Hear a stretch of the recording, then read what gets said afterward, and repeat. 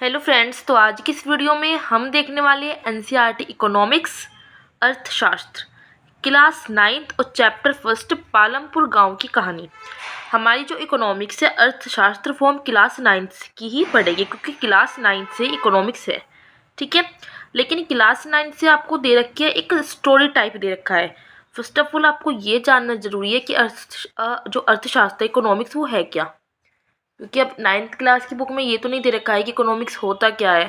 ठीक है, सिर्फ आपको दे रखी है कि स्टोरी टाइप की अर्थशास्त्र में जो जो यूज़ होता है वो सब।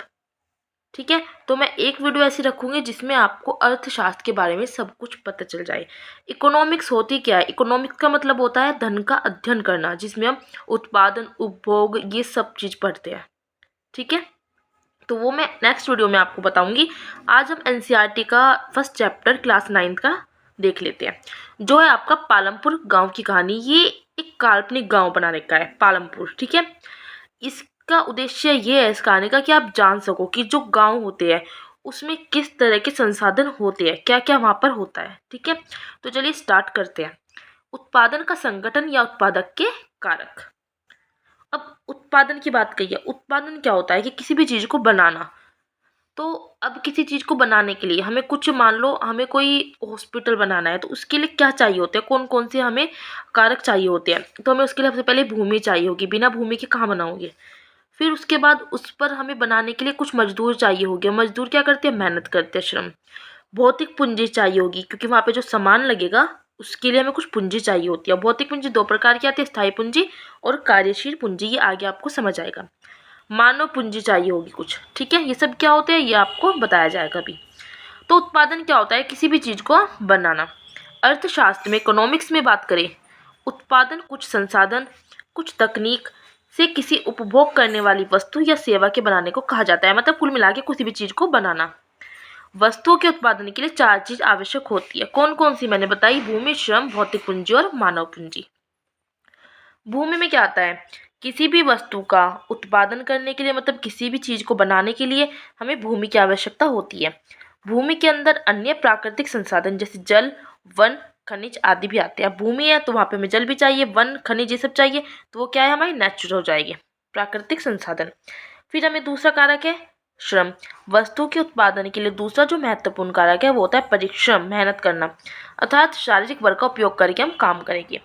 फिर आ जाती है भौतिक पूंजी। भौतिक पूंजी क्या होती है? उत्पादन के प्रत्येक स्तर पर उपयोग होने वाली वस्तु को भौतिक पूंजी कहा जाता है और यह दो प्रकार की होती है। एक तो मैंने बताया स्थायी पूंजी, एक कार्यशील पूंजी।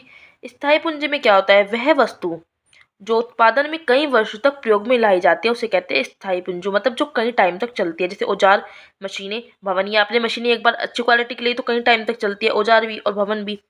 कार्यशील पूंजी में क्या आता है कि वह वस्तु जो उत्पादन प्रक्रिया में समाप्त हो जाती है, मतलब काम करते टाइम खत्म हो जाती है। उत्पादन को बनाए रखने के लिए कार्यशील पूंजी का इस्तेमाल लगातार करना पड़ता है। जैसे पैसे पैसे खत्म हो जाते हैं, नया माल लाना पड़ता है। रॉ मटेरियल, कच्चा माल जो आप लाए हो, सीमेंट वगैरह, वो खत्म हो जाता है, फिर से लाना पड़ता है। तो स्थायी पूंजी और कार्यशील पूंजी ये होती है। अब आ जाता है मानव पूंजी। तो उत्पादन के लिए सबसे महत्वपूर्ण कारक तो मानव पूंजी ही है। मतलब मानव अपनी कुशलता, अपने ज्ञान और अपनी शिक्षा के बल पर ही कच्चे माल को तैयार माल में बदलता है। हमने कहते हैं हॉस्पिटल बनाना है, भूमि भी है, पैसा भी है, मजदूर भी है मेहनत करने वाले, लेकिन हमें पता ही नहीं है बनता किस तरह है। ठीक है, तो ज्ञान और कुशलता के आधार पर ही जो रॉ मटेरियल है उसको हम तैयार माल में बदलते हैं। मतलब खाली जमीन पर हम हॉस्पिटल बना देते हैं, कुछ भी बनाना हो, स्कूल वगैरह। तो कच्चे माल को उपयोग लायक बनाता है कौन? तो मानव पूंजी सबसे ज्यादा महत्वपूर्ण कारक है। अब बात करते हैं कि पालमपुर जो गांव की कहानी है उसका उद्देश्य क्या है। एक काल्पनिक गांव जो हमने बनाया है, एक कहानी क्यों बनाई है? उत्पादन से संबंधित कुछ मूल विचारों से परिचय कराना कि कोई चीज़ बना रही है तो उसके लिए क्या क्या चाहिए होता है, कैसे कैसे वहाँ पे जीविका चलती है। पालमपुर क्या एक काल्पनिक गांव है। यहाँ विभिन्न जातियों के लगभग 450 परिवार है। बता दें कि गांव में अलग अलग जातियों के परिवार होते हैं। गांव में अधिकांश भूमि के स्वामी उच्च जाति के होते हैं। 80 परिवार है जिनके, मतलब गांव में जो है उच्च जाति के लोग भी होते हैं, जैसे साहूकार हो जाते हैं, जमींदार, ये सब। और जो दलित लोग हैं, एससी के, ठीक है, अनुसूचित जाति के लोगों की संख्या गांव की कुल जनसंख्या का 1/3 है। मतलब कितने कम लोग रहते हैं वहाँ पर। ठीक है, जीविका कार्य, वे अपनी जीविका किस तरह चलाते हैं? तो कृषि क्रियाएं करके और कुछ गैर कृषि क्रियाएं करके। अब कृषि क्रियाओं में क्या आता है कि पालमपुर में खेती उत्पादन की प्रमुख क्रिया है। सबसे ज़्यादा गाँव का देखें तो खेती पर ही निर्भर रहते हैं सब। 75% लोग जीविका के लिए खेती पर निर्भर रहते हैं। गैर कृषि क्रियाओं में क्या होता है, कुछ लोग क्या करते हैं, लघु उद्योग छोटे छोटे काम कर लेते हैं, विनिर्माण परिवहन, कुछ दूध की डेयरी खोल लेते हैं, कुछ दुकान खोल के बैठ जाते हैं। तो ये गैर कृषि क्रिया हो जाती है और कृषि क्रियाएं में ये, लेकिन ज़्यादातर गाँव में लोग कृषि पर ही निर्भर रहते हैं। आगे आ जाता है पालमपुर में मूलभूत सुविधाओं की स्थिति कि रोड, गांव में रोड कैसी होती है। पालमपुर तो एक काल्पनिक गांव है, ठीक है। पालमपुर की रोड उसे आस पड़ोस के गांव और कस्बों की भलीभांति जोड़ते हैं, मतलब गांव में रोड होती है, सड़कें होती है। यातायात के साधन कैसे होते हैं गांव में, तो बैल भी होते हैं, गाड़ियाँ, भैंसा बुग्गी होती है, जीप, ट्रैक्टर, ट्रक, मोटरसाइकिल, ये सब मिलती है। बिजली की बात करें तो अधिकांश गाँव में बिजली आती है, अब तो अधिकतर ही आती है। तो खेतों में सभी नलकूप क्योंकि बिजली से ही चलते हैं। शिक्षा की बात करें तो क्या गांव में स्कूल होते हैं, हाँ होते हैं बिल्कुल।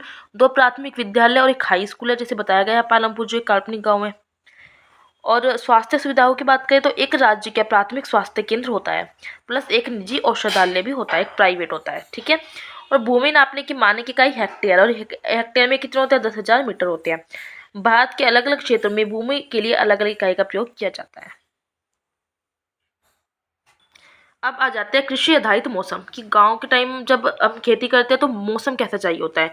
तो जब मानसून का मौसम आता है, खरीफ फसल, वे फसल जो जून से अक्टूबर तक उगाई जाती है कहते हैं खरीफ की फसल, जैसे ज्वार, बाजरा, गन्ना। शीत में रबी की फसल उगती है, मतलब जब ठंडा मौसम हो जाता है। वे फसल जो अक्टूबर से मार्च तक उगाई जाती है, जैसे गेहूँ, आलू, सरसों। जायद फसल जिसे गर्मियों में होती है, ग्रीष्म की। वे फसल जो मार्च से जून तक उगाई जाती है, जैसे तरबूज, खरबूजा, खीरा, ठीक है। तो इसके लिए हमें मौसम ऐसे चाहिए होता है कि सर्दियों में रबी की फसल उगती है गाँव में, और जो गर्मी का मौसम होता है जायद की फसल, मानसून में खरीफ की फसल। ये कुल मिला के गाँव के बारे में बताया गया है। अब है कि भूमि एक सीमित संसाधन है, ठीक है, सबको पता है, याद रखना है। क्या कोई ऐसा तरीका है जिससे एक ही भूमि पर हम ज़्यादा उत्पादन कर पाए, हम ज़्यादा चीज़ें उगा पाए? तो हाँ, इसका आंसर है यस, बिल्कुल। हाँ, हम एक भूमि पर ज़्यादा उत्पादन कर सकते हैं। जैसे कौन कौन सी टेक्निक है, फर्स्ट आती है बहुविध फसल प्रणाली। याद रखना है, बहुविध मतलब बहुत सारे तरीकों से एक वर्ष में किसी भूमि पर एक से ज़्यादा फसल पैदा करने को बहुविध फसल प्रणाली कहते हैं। मतलब एक साल में भूमि पर आपने काफ़ी सारी फसल उगा ली है, और यह भूमि के किसी एक टुकड़े पर उपज बढ़ाने का सबसे सामान्य तरीका है। आधुनिक उपकरणों का उपयोग करके भी हम भूमि के एक हिस्से पर उत्पादन बढ़ा सकते हैं, ठीक है। उच्च उपज किस्म के बीज का उपयोग करके कर सकते हैं। सिंचाई की नई व्यवस्था का उपयोग करके हम ऐसा कर सकते हैं। भूमि क्या एक प्राकृतिक संसाधन है, और इसी वजह से हम इसके उपयोग में बहुत ही ज़्यादा सावधानी बरतनी चाहिए। साइंटिफिक रिपोर्ट के अनुसार कि आधुनिक कृषि विधियों के कारण प्राकृतिक संसाधनों का उपयोग जरूरत से ज़्यादा बढ़ा है।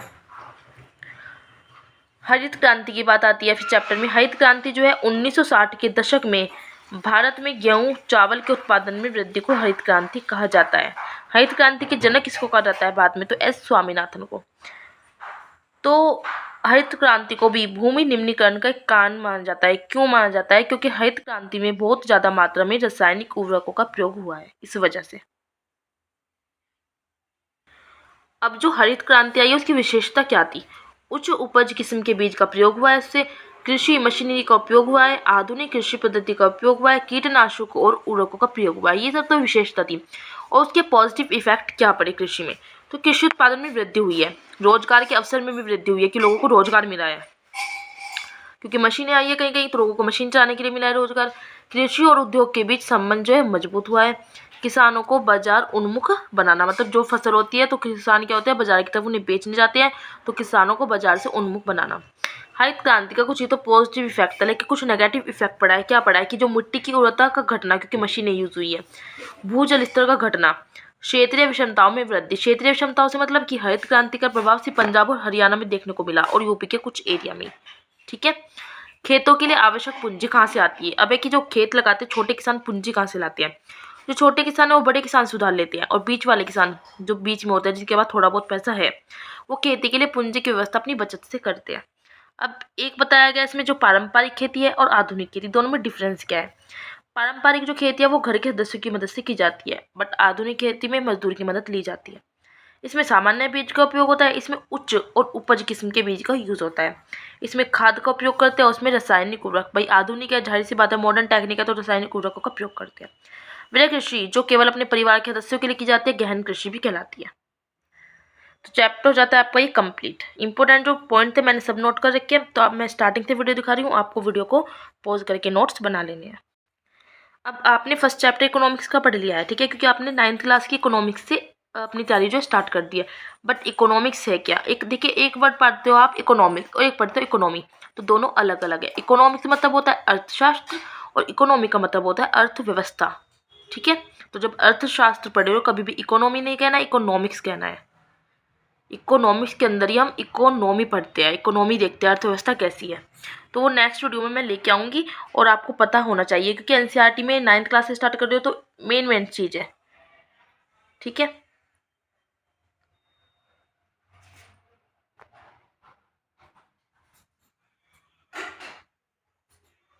और वीडियो अच्छी लगी है तो लाइक करनी है आपको, शेयर और कमेंट्स में मुझे ज़रूर बताना है। अपने नोट्स आपको बनाते चलना है, ठीक है। इकोनॉमिक्स की प्री और मेंस के लिए भी मैं वीडियो लेके आऊँगी।